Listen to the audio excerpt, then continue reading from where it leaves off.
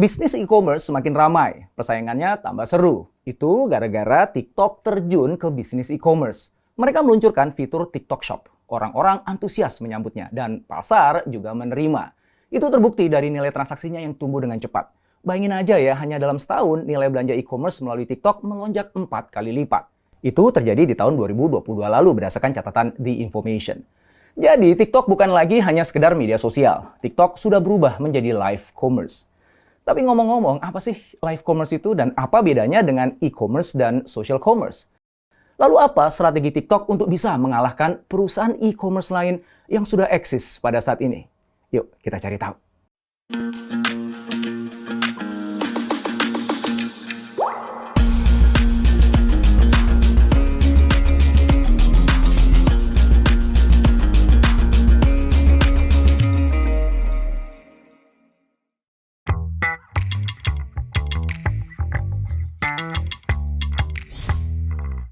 Sampai tahun 2021, e-commerce Indonesia didominasi 3 pemain utama. Mereka adalah Tokopedia, Shopee, dan Lazada. Dari ketiga itu, hasil survei Ipsos Indonesia menyebutkan bahwa yang dominan itu adalah Shopee. Dialah e-commerce top of mind dan yang paling banyak digunakan. Sehingga wajar kalau jumlah dan nilai transaksinya paling besar. Menyusul kemudian ada Tokopedia dan juga Lazada. Di bawahnya lagi ada Blibli, Orami, JDID, dan lain sebagainya. Masih ada pemain lain seperti Matahari sebagai pemain retail konvensional yang juga ikut mencoba peruntungan.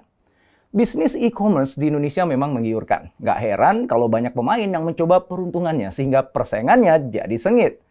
Mereka memperebutkan pasar yang nilai transaksinya sangat-sangat besar, yaitu 108,54 triliun rupiah.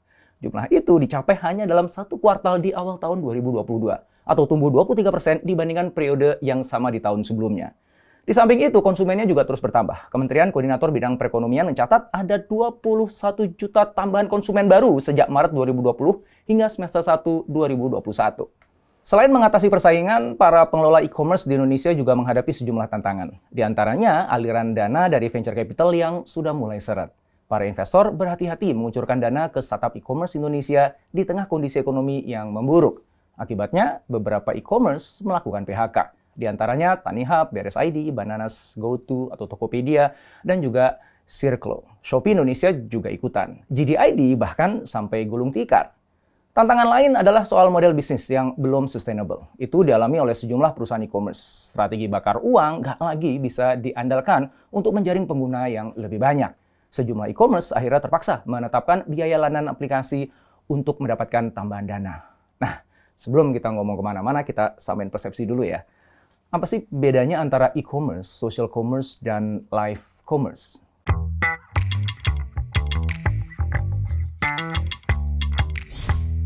Apa yang terjadi di pasar e-commerce di Indonesia bisa menggambarkan potensi e-commerce global yang terus membesar. Beberapa media sosial jadi tergoda. Mereka lantas memperkaya fiturnya dengan menambahkan marketplace di dalam platformnya. Di antaranya Meta yang meluncurkan Facebook Shop pada Mei 2020. Twitter meluncurkan Twitter Shop yang membuat para penjual bisa menawarkan 50 produk di profil mereka.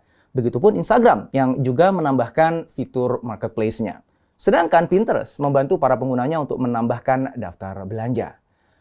Apa yang telah dilakukan oleh media-media sosial seperti yang saya sebutkan tadi, itulah yang dimaksud dengan social commerce.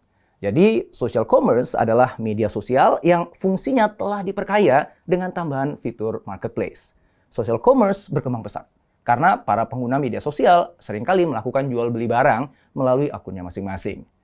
Apalagi pengguna media sosial itu kan dominan generasi milenial ya yang akan menyumbang setengah dari populasi dunia pada tahun 2030.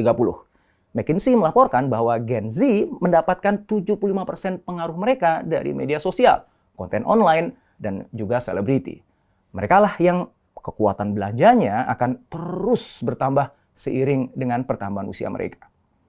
Nah, memasuki tahun 2019, muncul tren baru di dunia e-commerce. Itulah live commerce, atau disebut juga dengan live shopping. Pionirnya adalah Lazada.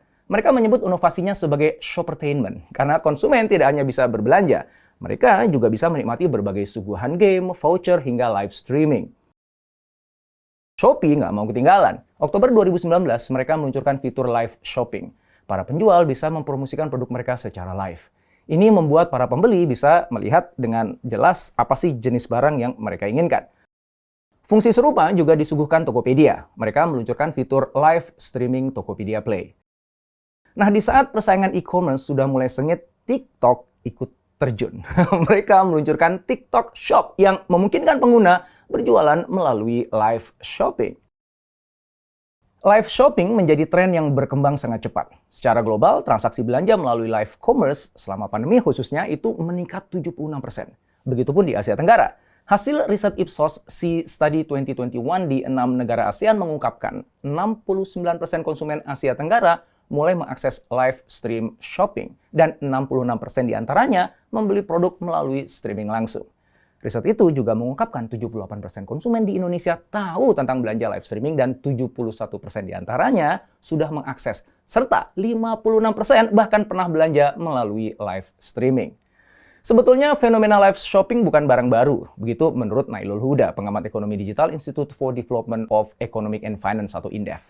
Menurutnya, Instagram dan Facebook sudah memanfaatkan subscribers sebagai pasar. Apalagi pemasaran dengan siaran langsung juga biasa ditemui di pasar offline. Huda mengatakan, ini kan cuma memindahkan saja kegiatan obral-obral di pasar, di mall yang offline menjadi online. Huda percaya live shopping akan semakin diminati. Alasannya karena ada interaksi langsung antara penjual dan pembeli. Itulah yang jadi daya tariknya.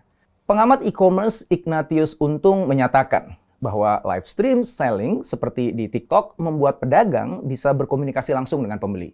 Ini konsep yang tidak umum pada platform e-commerce konvensional.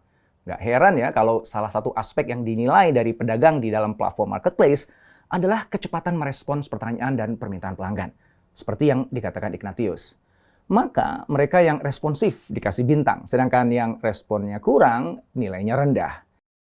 Efektivitas live shopping bisa dilihat dari kinerja website Taobao Livestream. Pada November 2020, mereka menyebutkan sesi live shopping akun teratas di Taobao milik Alibaba itu rata-rata berlangsung hingga 6 jam. Dengan sekitar 70 produk berbeda yang ditampilkan. Setiap 5 menit ditampilkan satu produk. Dan itu bisa menarik perhatian 266.000 penonton. Luar biasa ya. Hebatnya lagi nih, tampilan itu menghasilkan 75.000 pesanan dengan tingkat konversi 28%. Memang live shopping adalah cara yang sangat baik untuk menghasilkan penjualan berbagai jenis barang. Itu kesimpulan laporan McKinsey. Produk yang populer dijual diantaranya fashion, kecantikan, elektronik, dekorasi rumah, dan perbaikan rumah. Konsumen tertarik karena dapat memberikan gratifikasi instan dan bisa berinteraksi langsung dengan penjualnya. Proses itu membantu meningkatkan kepercayaan konsumen dan mendorong penjualan lebih banyak lagi. Live shopping juga menjadi cara yang baik untuk mempromosikan produk baru karena bisa membuat calon pembeli jadi lebih paham tentang produk yang diminatinya.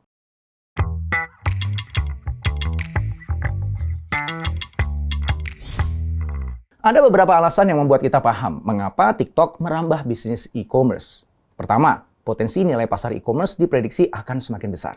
Direktur Jenderal Aplikasi Informatika Kementerian Kominfo, Septriana Tangkari mengungkapkan, pertumbuhan nilai e-commerce di Indonesia mencapai 78% dan itu yang tertinggi di dunia. Wow! Beberapa faktor memang mendukung pertumbuhan pesat itu. Di antaranya perilaku konsumen yang semakin mobile friendly, konsumen milenial dan Gen Z yang juga terus bertumbuh, serta kuatnya dukungan dari pemerintah. Alasan yang kedua, pengguna TikTok sangat banyak. Bayangkan ya, sampai kuartal 2 tahun 2022, pengguna aktif bulanan TikTok di seluruh dunia sudah mencapai 1,46 miliar. Itu berdasarkan laporan Business of Apps. Jadi, kalau dibanding 5 tahun sebelumnya, jumlah pengguna aktif bulanan aplikasi buatan Tiongkok itu sudah melonjak lebih dari 1000%. Tapi, Tiongkok bukanlah pengguna TikTok terbanyak. Negara pertama pengguna TikTok terbanyak adalah Amerika Serikat yang memiliki 136,4 juta penggunanya. Indonesia di peringkat kedua. Sampai April 2022 jumlahnya sudah mencapai 99 juta.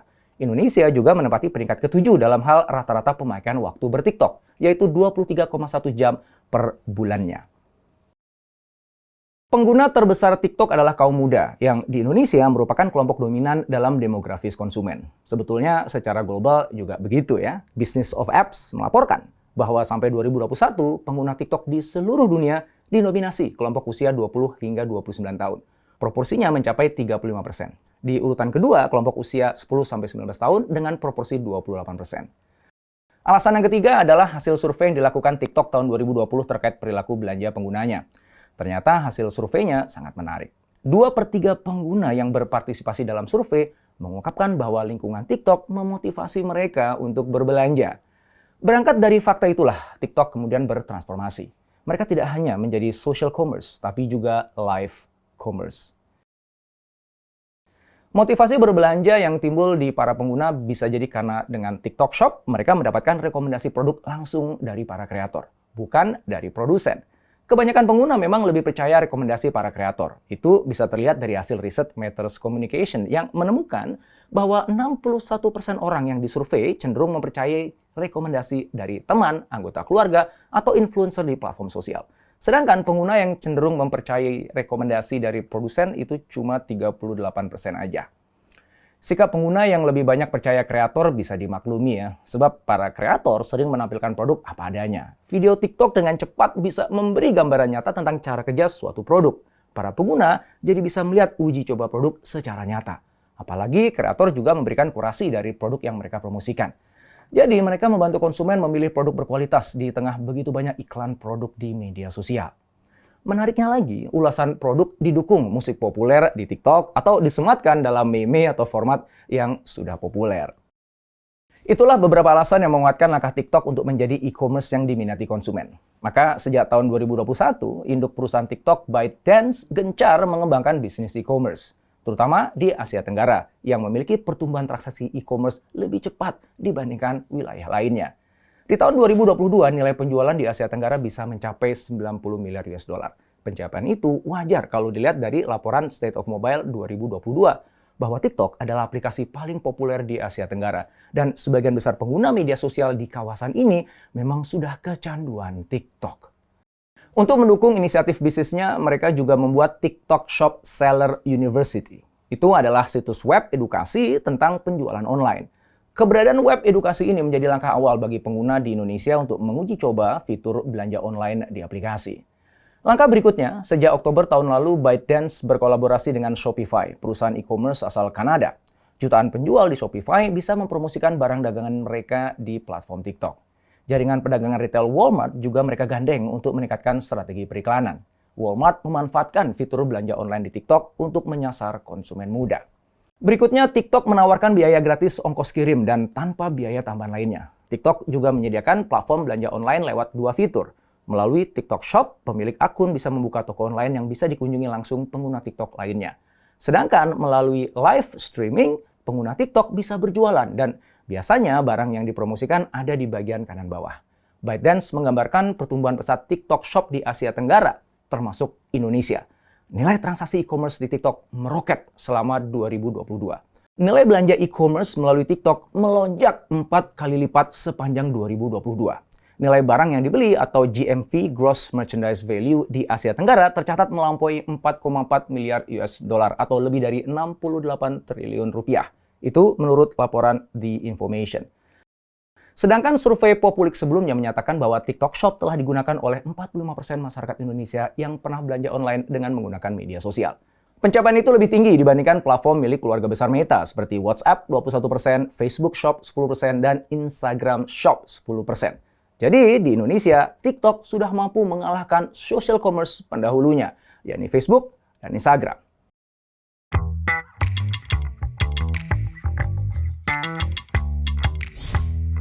Respon positif konsumen terhadap kehadiran TikTok Shop bisa bikin e-commerce yang sudah eksis ketar-ketir. Sebagai pendatang baru, TikTok memang harus diperhitungkan para kompetitor. Namun demikian, TikTok masih harus kerja keras untuk benar-benar bisa mengalahkan kompetitornya. Dan itulah tantangan mereka ke depannya. Saat ini, Shopee masih menjadi market leader dalam tren live shopping.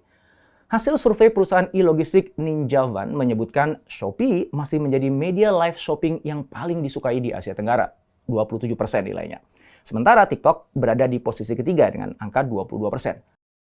Hal senada terungkap dari survei jajak pendapat atau Jakpat. Mereka mengungkapkan bahwa live shopping di Shopee paling diminati konsumen Indonesia, yaitu mencapai 83,4%. TikTok menempati peringkat kedua dengan 42,2%. Lalu Instagram 34,1%, Tokopedia 30,4%, dan Facebook 25,9%. Tantangan berikutnya, strategi TikTok Shop menjalankan live shopping tidak selalu berjalan efektif di semua negara. Di Inggris misalnya, strategi live shopping ternyata belum menarik banyak pengguna dan belum menghasilkan transaksi.